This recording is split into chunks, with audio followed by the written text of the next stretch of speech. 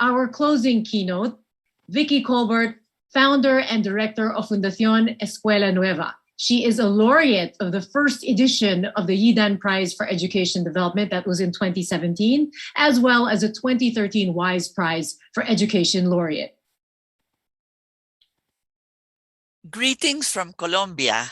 It is my pleasure and honor to address you in this International Skills Forum. And I know after so many days of analysis and of so many research findings and innovations, I wanted to share with you my views from this part of the world, a bit from south to south, from Colombia to other countries in South Asia and in Asia. I come from South America, specifically from Colombia, a middle-income country. This SLAC region has advanced significantly in access and coverage, but we still have so many problems of quality. So quality is our issue. We still can say in a very sad way, we still have more than 40% of children in 4th grade in Latin America do not understand what they read. So this is a big issue. It's reading comprehension. And another aspect of the region that I think it's important for you to know, Latin America, all Latin America, rural areas of Latin America, we don't have connectivity. So we have really had to do a lot of innovations and to use alternative ways and self-paced learning guides to reach students, but we've managed to do it. I want to share with you a bit the story of Escuela Nueva, which means new school. And ironically, it's one of the longest bottom-up innovations of the developing world. We started it's a little bit the story of Cinderella. We started in the rural, remote areas of Colombia, when Colombia, like the rest of Latin America, didn't guarantee complete primary education. There were so many invisible schools. Our geography, as you can see, because of the mountains, it's very complicated. So there are many invisible schools, usually small, rural, isolated, multi-grade schools. But we had to transform all this complexity into simple, manageable action so that any teacher could put in action and put in practice good pedagogy. Most administrative reforms in Latin America are administrative in nature because the country has been going through all Latin America has been going through decentralization. But we wanted to focus on the pedagogy. And what we really wanted to do was a paradigm shift. So actually, we started as a local innovation. From the outset, we wanted to reach national policy. To reach national policy, we had to design an intervention that was viable technically, viably politically, technically that any teacher could do it. We could not find PhDs in the remote areas of Colombia. So we had to design something that was viable technically, politically, and it was affordable. So I think this is so important, cost-effective and affordable. It started as a local innovation, but I think the most important thing of Escuela Nueva is we shifted the approach to schooling. We shifted the focus on learning from the teacher to the student, encouraging cooperative and collaborative learning among small groups of students. And it promotes flexibility so students can advance across grades and have individualized and personalized support from the teacher. So we had to design this, and we ended up being an example of the school of the future. This is what is so interesting. So I always say it's a bit the story of Cinderella. But I think the most important thing is that we had to think systemically from the outset. If we wanted to have changes with the children, we also had to make changes with the teachers, the way of working with the teachers, the way of working with the parents, with the way of working with the administrators. So from the outset, we had to think systemically. So Escuela Nueva, in summary, is a basic education system which integrates curriculum, administrative, community and teachers training strategies in a very operational way. The system makes provisions for active learning and civic, and has a close relationship to the community and to the parents, and incorporates a flexible promotion mechanism adapted to the lifestyle of the rural peasant children. So in this way, we combine cooperative learning, personalized learning, a new role of the teacher as a mentor, a facilitator, and somebody that has more time to know their students, because now we have our learning materials that help and support children and teachers.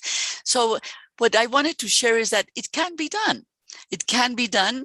It started as a local innovation. Once the World Bank selected it as as one of the 3 innovations worldwide that had successfully impacted national policies, we had a lot of countries coming into Colombia, especially also from Asia, from Africa.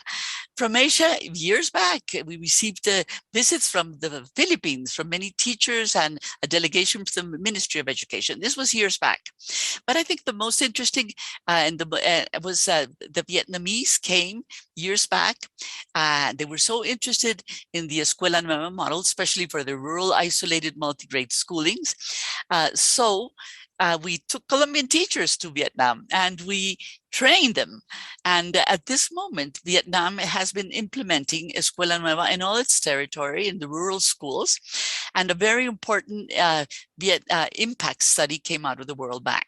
So I think it's important to demonstrate how we can foster and how we can have more South-South collaboration. I think we have so many more similarities than differences. It's much easier to transfer horizontally innovations, usually than from north to south.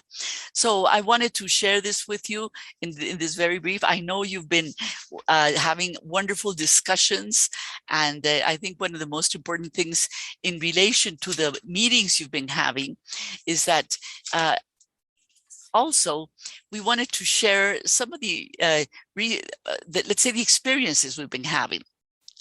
To bring research findings to practice, a big challenge is the interaction between researchers and practice. And research provides guidance to practice, and practice provides feedback. So I think this is what we have always tried to do in Escuela Nueva. We started on the ground, bottom up. I think this is very important. We have lessons from it. We learn to expand gradually. But we also learned that we have to engage all actors that are relevant for innovations to take place and be sustained. This is the most important part.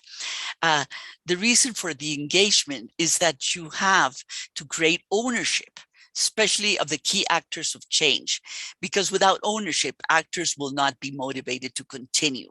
So this is why for us, Escuela Nueva became more like a pedagogical movement. We wanted to really concentrate on that shift from teacher-centered education to child-centered. Nothing new. All these ideas came to Colombia years back, like in most countries.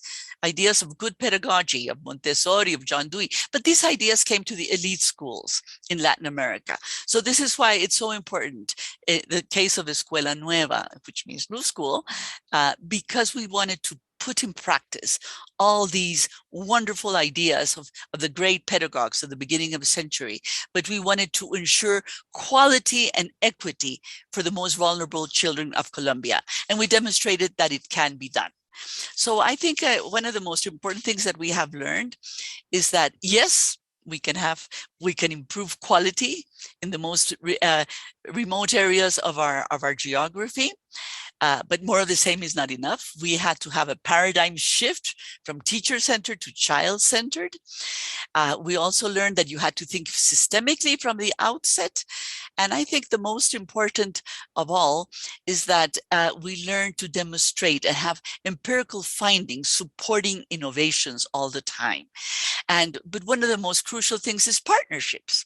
We learned you have to work with governments. We've been working with the government of Colombia and with other governments of Latin America. You need governments to have big impact and coverage. But we also learned to bring other partners and civil society into the picture. We brought in the Coffee Growers Federation. They have been one of the main supporters of Escuela Nueva. We started as a local innovation and became a national policy. But then we had to create an NGO, our small NGO, Fundacion Escuela Nueva, volvamos a la gente, let's return to the people. It's the last part of the in Spanish. But I think this is so important because we have learned you have to work with governments for big impact and coverage, but for quality and sustainability, we also have learned you need the role of civil society and public partnerships. This is crucial for quality and sustainability. Thank you very much. Very much, Vicky. What an inspiring, hopeful story. Wonderful to hear this Cinderella story. Thanks for sharing your experiences from south to south. And indeed, partnerships are key to success.